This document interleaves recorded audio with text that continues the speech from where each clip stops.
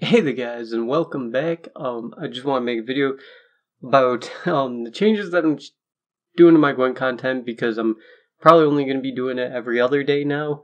Because the game's kind of stale to me, and it's not so much that. I want to get into the game problems that I have with it now in a minute, but you go on and I face coin flip elves or alchemy Nilfgaard usually like 80% of the time. That gets kind of boring, but it's more of the problems that I have with the game now. I figured out finally some of them, and I probably wouldn't even be playing the game right now if it wasn't for you guys, because you guys really enjoy it, and it's cool talking to you guys and stuff. But I wanted to get into my problems with the game, because I finally figured out some of them that I wasn't thinking about before, and because it all happened around the midwinter patch. Like, the patch right before the midwinter patch update was my favorite Gwent patch, and the game felt really balanced, and like you could run pretty much any type of deck and have a good chance and stuff. And moves were really more important back then. But the midwinter patch update hit, and I was so distracted by hating RNG because I don't like the create mechanic, and I was all flustered and angry about that. But it's not so much that even, it's the fact that removal is so commonplace now. Back before Midwinter, Elzur's Thunder did 7 damage. Everybody ran a lock unit in their deck because locks were so important, and when you played your lock was really, really important for like what engine you were going to shut down and what round you were going to use your lock. So that way you could, like, if round 1, if you wanted to lock a ship that when you discard does 2 damage, you could wait a turn, see if they played another one to see if it was worth locking just the one, or to see if they were planning on using more of that round, so that way you could save it for round 3 maybe, or something like that. But now that removal is such commonplace, Elzur's Thunder doing 9 damage, things like Witcher that does like 12 damage, 11 damage, 10 damage, depending on how many alchemy cards you run. Barclay Cleaver, who does 10 damage every time. Yorvith, who does 8. Like, there's just so much removal in the game now that you don't run a lock unit. Because why would you lock something when you can just kill it? Like, all engine cards are around 7, 8, 9, and they were really balanced before, when like the highest removal you had was 7, because the 8 ones weren't as good as the 7 ones. The 7 ones were more risky to play, just in case your opponent ran Elzur's Thunder. But not even everybody ran Elzur's Thunder, because 7 damage isn't going to deal with your 8 damage, your opponent's 8 power engine. But now you can just run Elzur's Thunder and stuff, and you can kill off 8 power engines just so easily. And like right before the Midwinter update, there was that card Muzzle that came out, and everybody ran it. It was the most ran card in the game. The Gwent opened when that update hit. Pretty much every single deck, except for a couple of Freddy Babes decks, ran Muzzle, because it took an 8 power engine from your opponent's side and put it on your side. So it technically dealt with 8 power engines, and that's why it was so amazing. And not only did it deal with 8 power engines, you got their 8 power engine on your side, which then your opponent didn't have many ways to deal with that, unless they ran Muzzle too, which is usually what happened. You'd muzzle something and then they'd muzzle it back.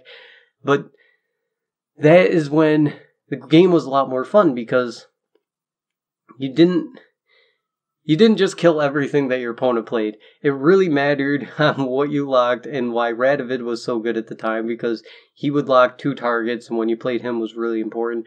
Now you don't see Radovid that much, because again, locking 2 targets, you pretty much count him as a 14 power leader, because you can lock 2 engines, but most decks just have ways to kill 6, 7, 8 engines, no problem.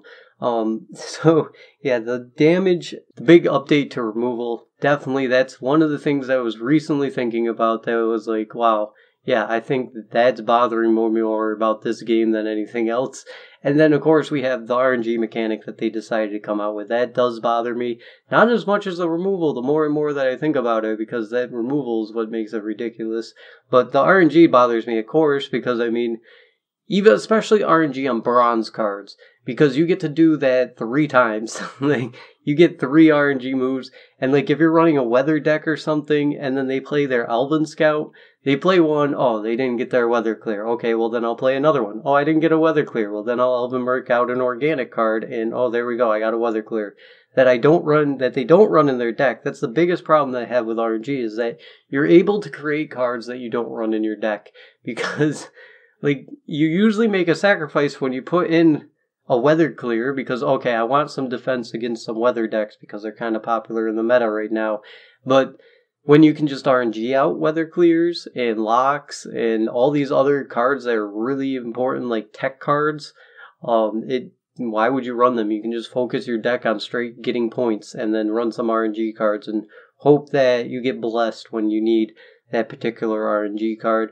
Especially like when Elven Scouts pull Farseer and Dragoon, when they don't run, well, obviously they don't run them in their deck because he only pulls from cards you don't run in your deck. Like that combo, they get that combo out, and it's like, well, you don't even run that combo, but you still got that great combo going. Granted, it's probably going to be killed if they're facing anything like Alchemy or anything with heavy removal, since that's so popular now. And we had that removal of Quensign, which never came back. I doubt we're getting it in the May update either. But I mean, Quensign was really handy in some decks because, like, yeah, you had that hand buff deck, and you played Ithelin, and you double Quensign your Dragoon and your Elven Dalblithana Swordmaster, so that way they could have some protection, and then your Dalblithana Swordmaster would get buffed up. This was right before Midwinter 2, so this was where they started adding in more removal cards, but the one big removal of Muzzle was a gold. So yeah, you had to sacrifice a gold to run that, which everyone did. And then, yeah, you had the Dalblithana Swordmasters, but they required some prep and a couple turns of like getting them ready up to 8-9 power, so that way they could remove an engine. And usually we were trying to buff them higher so you could just like nail your opponent with a huge power card. But yeah, now you just run Elzur's Thunder or a Witcher or something and remove everything. Also, with the power creep, even though they changed Disloyal units to 13 power, there is no, like, people say that the Disloyal units is one of the most tactical parts of the game, which I agreed with back when they were different powers and you couldn't just play one and, like, get your card advantage and still come back in like the next turn. So you could just play it on, if you get red coin, you can play it and have 2 card advantage, because if your opponent passes you, then you're going to win round 1 and just pass them back and have your card advantage in the last round anyway.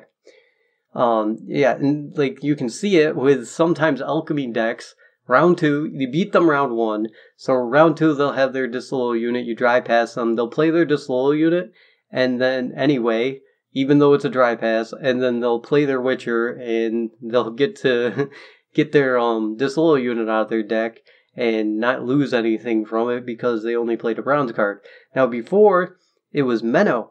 Menno was like the biggest play you could do with Disloyal units, and that was when they changed him, was pretty ridiculous, and it was like, oh my god, everybody was freaking out, because you can play your Disloyal unit, and then play your a gold unit, and get 8 plus power on your Disloyal unit play.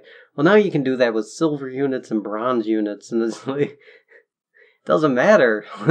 Like, Menno used to be so amazing. So yeah, that's another problem that I have with the game for sure right now. And I know they're going to change it in like 6 months, but that's 6 months away. And whenever I start up the game, I know I'm going to face Alchemy or Coin Flip Elves, and it's just so disgusting. And like, I don't mind facing the same decks over and over again, because at first I was thinking maybe it's because I'm facing the same decks over and over again and I'm just getting burnt out. But no, I was doing this before, facing the same decks over and over again and having no problem with that. Like when Dagon Weather was big, I had no problem facing him over and over again. And I could run whatever deck and then try to like outplay him and like use the right weather clears at the right times and then try to beat them that way, or save my weather clears for like round 3 or something and maybe give up round 1. And like card advantage right before Midwinter update didn't matter as much. It was really weird because not every single deck ran a Disloyal unit because you didn't have to. Because it didn't, like, going 1 card down was not the end of the world.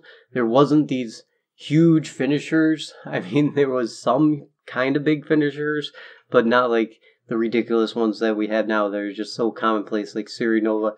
Like, one of the worst ones was the 20-point Shani, which, like, Northern Realms tried to save their Shani and Dijkstra for the last round, and that was, like, one of the biggest finishers, and it was pretty ridiculous, but, I mean, now you can just drop Siri Nova, or you can play Alchemy Nilfgaard and save one card for the final round, and then make, like, a 30-something power play, no problem, by playing, like, 8 cards.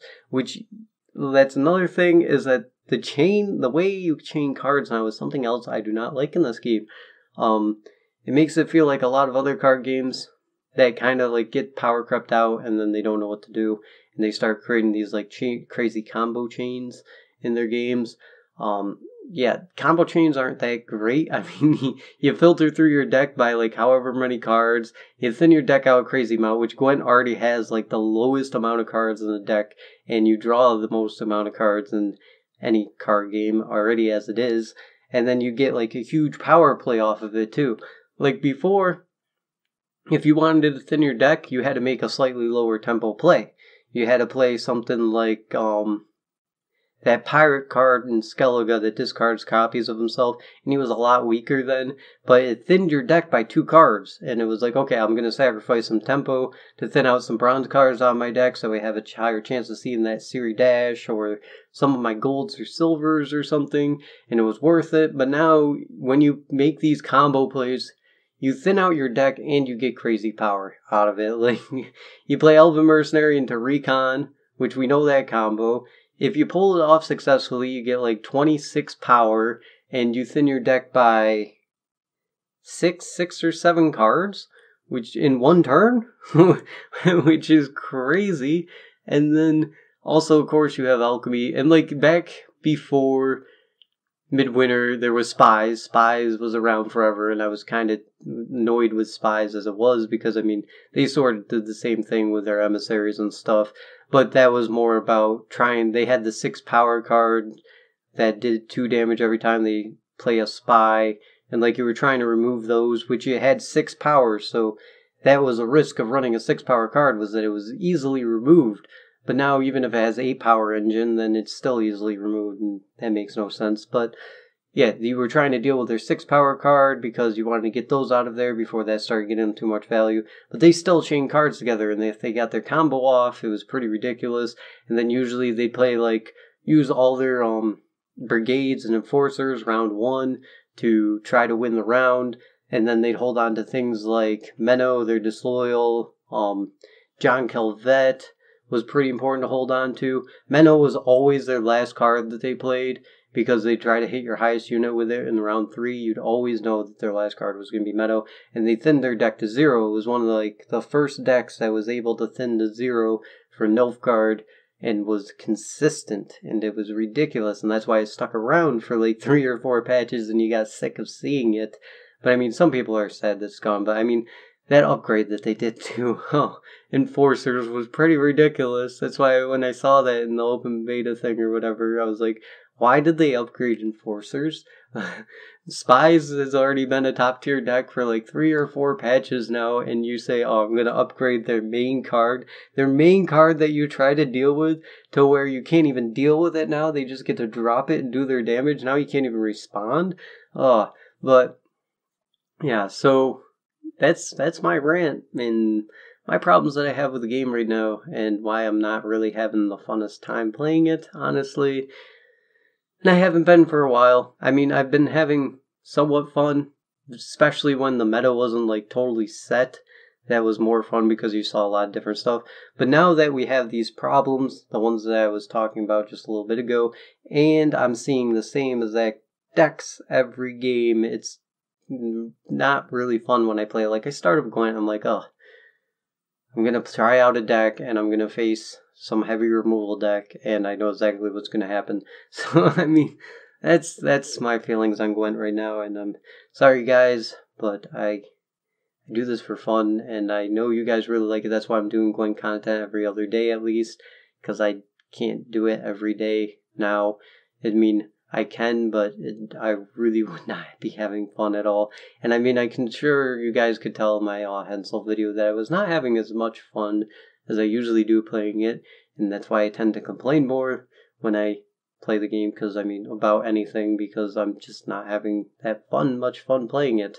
So that's it. But yeah, I'll still do some Gwent content for you guys, because I know you guys like it, and that's the plan, and I figured I'd let you guys know, and why, and what I find wrong with the game, and hopefully Gwent Homecoming changes all this, which they got 6 months to do it, and they're going to add that thing to Rose, and make Rose important again, which I wasn't so concerned with Rose being important or not, but if they make it so way I can play, if I play front row, I can play an engine there, and maybe it'll survive something, and hopefully not have Witchers be, ridiculous still, or else there's Thunder just able to kill anything, then maybe I'll probably love the game again, because I played this game for, almost a year now, every day, and it's been really fun.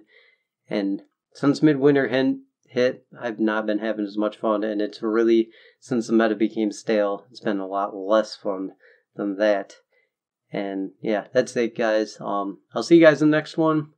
Probably be doing another deck tonight, so because I didn't do one today technically, or yesterday for me, because I usually do them at night, and I edit them, render them, and upload them. By the time that's done, it's the next day. So yeah, I'll see you guys in the next one. Till then, have a good one.